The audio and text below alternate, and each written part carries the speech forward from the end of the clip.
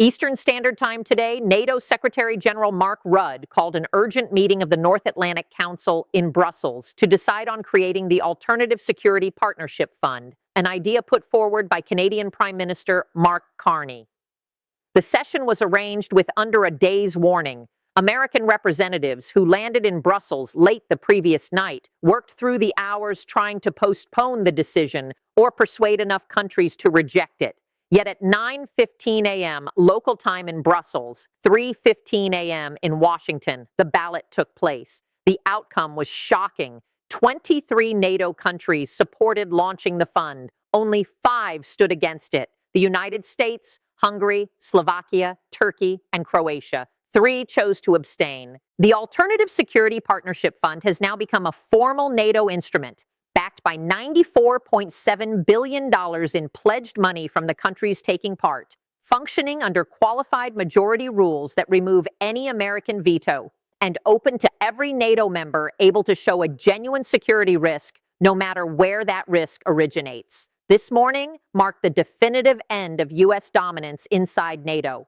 Across 77 years, Washington maintained command of NATO choices through financial pressure, unmatched military strength, and the consensus rule that effectively handed the U.S. veto authority. In one ballot today, 23 nations stripped that authority away. The mastermind behind this shift, the one who conceived the plan, built the support, and carried it out perfectly in just 7 days, was Mark Carney. Canada has fundamentally reshaped NATO, and Washington finds itself in complete disarray. In this analysis, I'm going to guide you step by step through what really occurred during that Brussels vote and how Carney gained backing from nations American diplomats were convinced would stay loyal. I'll describe the White House's response once they realized the vote had passed and why top officials now call this the most severe U.S. foreign policy setback since Saigon collapsed. I'll outline the immediate next steps now that the fund exists and how the initial allocation choices will happen. I'll clarify why this alters the power balance not only within NATO, but across the entire global security framework. And I'll present 3 possible ways the United States might react to losing command of the alliance it originally built. Subscribe to become part of the discussion. Drop a comment so we can continue the exchange, and pass this video along if it gave you something worthwhile. Let me take you through the overnight events in Brussels, because while the vote was intense, the behind-the-scenes diplomacy that locked in those votes carried even greater weight. Diplomatic insiders report that the U.S. mission to NATO, headed by the American ambassador, reached Brussels Wednesday evening with a definite plan. They intended to claim the Alternative Security Partnership Fund contradicted NATO's core values, that it built duplicate systems threatening alliance cohesion, and that any country backing it would pay a price in their direct dealings with Washington. Throughout Wednesday night, the American team conducted private talks with envoys from more than 20 nations, pressing the argument against the fund and, per several accounts, quietly warning of less American military backing or reduced intelligence cooperation for those who voted in favor. Meanwhile, Canada ran its own parallel effort. Mark Carney personally arrived in Brussels Wednesday afternoon. He conducted his separate round of discussions, but his style stood in sharp contrast. Sources say Carney avoided threats or ultimatums. Instead, he posed questions. In meetings with national ambassadors, he would ask, "Can your nation count on American security promises staying firm? Can you trust that a future U.S. president won't challenge your independence the way Trump challenged ours? Does the existing NATO setup, where Washington holds veto power, truly benefit you?" Then he framed the fund as a safeguard. He explained that the Alternative Security Partnership Fund does not supplant NATO. It strengthens it. If American reliability continues, the fund will sit unused. But if Washington becomes unpredictable, the fund guarantees no country stands alone. That reasoning struck a deep chord, especially among smaller NATO states long wary of big power maneuvering. Insiders indicate Carney won firm pledges from the Baltic countries, Romania, Bulgaria, Portugal, Belgium, and the Netherlands by arguing the fund shields smaller members from being deserted by bigger ones. Even Poland, widely expected to side with Washington out of concern over diminished U.S. military aid, eventually voted yes after receiving a private assurance from Carney that Canada would champion Polish priorities inside the fund's decision-making framework. By the time the North Atlantic Council gathered this morning, the result was already settled. The Americans understood defeat was certain. The ballot opened at 9:15 a.m. Brussels time. The 23 yes votes came from Canada, United Kingdom, France, Germany, Italy, Spain, Poland, Romania, Bulgaria, Belgium, Netherlands, Portugal, Greece, Czech Republic, Denmark, Norway, Iceland, Luxembourg, Latvia, Lithuania, Estonia, Slovenia, and Montenegro. The 5 opposed were United States, Hungary, Slovakia, Turkey, and Croatia. The 3 abstentions were Albania, North Macedonia, and Finland. NATO Secretary General Mark Rutte declared the Alternative Security Partnership Fund officially created, said governance details would be completed inside 30 days, and noted that countries could now submit funding proposals right away. Subscribe immediately, because what follows is clear proof the White House was caught entirely off guard by this result, and that people inside described the reaction as the gravest crisis point of Trump's presidency. Piece 1, the 3:15 a.m. call. At 3:15 a.m. Eastern Time, as the NATO tally ended, the U.S. ambassador to NATO phoned the National Security Advisor. Sources say the exchange lasted under 3 minutes. The ambassador reported, "We lost 23-5. The fund is in place." Carney succeeded. The National Security Advisor allegedly replied with strong language and ordered, "Get everyone up. This is a crisis." By 3:45 a.m., the Secretary of State, Secretary of Defense, Director of National Intelligence, and Chairman of the Joint Chiefs were all on an urgent video call. By 4:30 a.m., Trump had been woken and informed. According to people with knowledge, Trump at first failed to grasp the situation. He supposedly asked, "What exactly does this change?" The National Security Advisor laid out that NATO had just approved a financing tool free of U.S. oversight, that 23 partners backed it against American wishes, and that the development marked a basic erosion of U.S. sway over the alliance. Piece 2, the Pentagon Review. By 6 a.m., the Pentagon finished a classified evaluation of what the Alternative Security Partnership Fund implies for American military positioning. Sources familiar with the document say its findings are deeply troubling. It notes that the fund sets up a separate decision pathway inside NATO capable of greenlighting military actions, intelligence exchanges, and defense budgets without American involvement or consent. It cautions that partner nations will increasingly turn to the ASPF instead of Washington for security commitments, and that U.S. installations across Europe could see less cooperation from host governments as those countries steer defense resources toward the ASPF.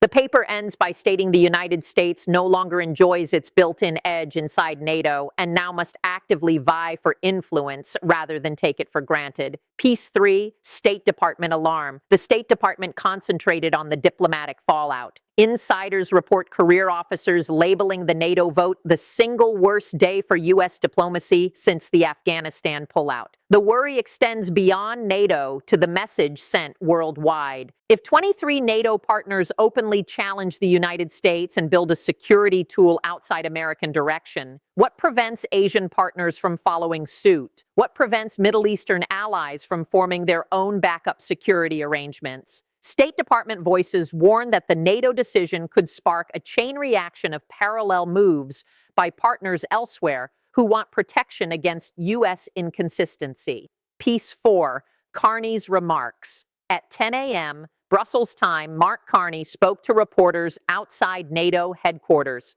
He appeared composed, polished, and exact. He stated, "Today, NATO made a vital move to guarantee every member state, no matter its size, can draw on shared security assets when facing serious threats. The Alternative Security Partnership Fund does not take the place of current NATO mechanisms. It adds to them, intended to reinforce the alliance and make sure no member is exposed. Canada is grateful to the 22 other members who backed this proposal. We are eager to collaborate with every NATO partner, the United States included, so the fund succeeds. Carney then revealed that Canada is right away filing the first funding application to the ASPF, $8.2 billion aimed at improving Arctic defense satellite communications and cyber defenses, precisely the capabilities Canada had sought unsuccessfully through standard NATO channels for weeks. He noted the request would go before the fund's governance body for review within 15 days. That detail makes the outcome especially painful for Washington beyond the plain fact of losing the vote. For 77 years, NATO has rested on one basic rule. The United States directs, partners comply, and major choices need American consent. That rule has just vanished. The Alternative Security Partnership Fund sets a clear example that NATO can take significant steps without the United States and even against its wishes. If NATO can stand up a $95 billion fund despite U.S. resistance, what other actions can it take without American backing? Can NATO approve military missions without U.S. agreement? Can NATO form security ties with outside countries without U.S. approval? Can NATO adopt defense guidelines that run counter to U.S. priorities? The answer in every case is now yes. The United States keeps its place and its vote, but it is simply one among 32, no longer the decisive one. Here is how Washington unfolded as the hours passed. At 8 a.m., Trump met with his national security advisors. Sources say he was enraged and pushed to declare an immediate NATO exit. His team reminded him that leaving NATO demands congressional authorization and Congress will not grant it. Trump reportedly pressed for steps he could take alone. The choices offered were narrow: cut American troop numbers in Europe, reduce intelligence cooperation with NATO partners, or tie future U.S. assistance to changes in the ASPF. Each option brings serious downsides. Pulling troops or intelligence would push allies further away and confirm their choice to establish the ASPF. Making support conditional hands leverage to the allies. They can simply say no and call the American bluff. At 11 a.m., the White House released a statement. It read, "The United States is profoundly disappointed by the NATO vote today. Creating the Alternative Security Partnership Fund weakens alliance cohesion and adds needless red tape. The United States will not fund this mechanism and will watch carefully how it operates. We urge our NATO partners to focus on established alliance channels and to coordinate with the United States on every important security matter." That language feels feeble and is widely seen as such.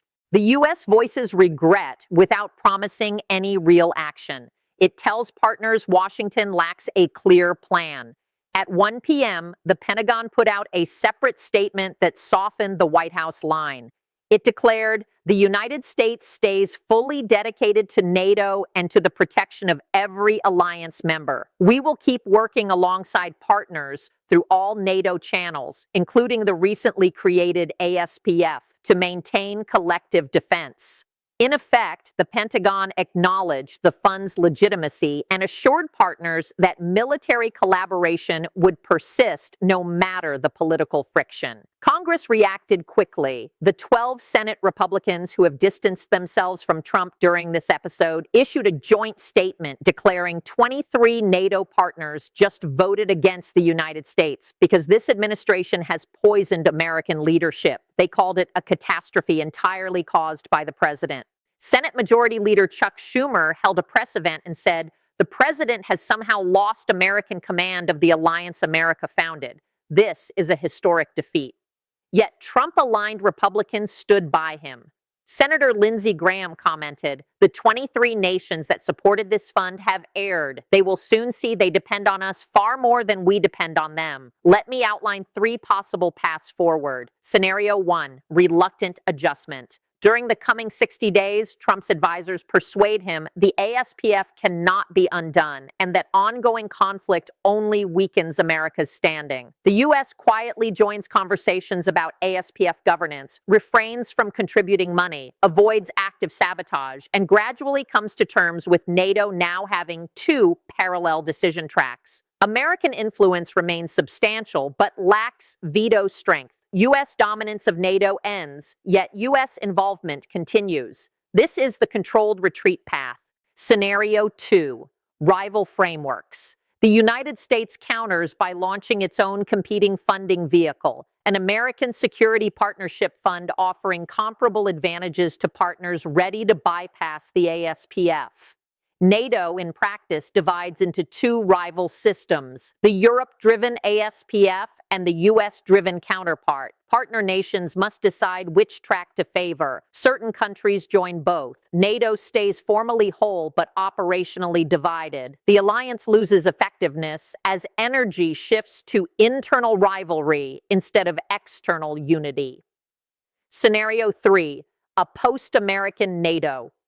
The ASPF emerges as the main channel for European defense collaboration. Over the following 5 years, most European defense budgets flow chiefly through the ASPF rather than classic NATO routes. The United States stays a member but grows steadily marginal in alliance choices. European countries develop independent military strengths that lessen dependence on American help. U.S. bases in Europe slowly shrink or shut. By 2030, NATO functions primarily as a European-led body that includes American participation instead of an American-led body that includes Europeans. American worldwide military preeminence fades because the alliance system that supported it has reoriented around European rather than American direction. I'm keeping close watch on whether Canada's $8.2 billion funding proposal gets approved inside 15 days, whether additional NATO members file comparable requests, and whether Trump takes any steps to rebuild ties with the 23 allies who went against American preference.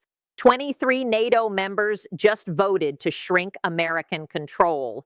Mark Carney conceived it, negotiated it, and prevailed. Canada restructured NATO in 1 week, and Washington has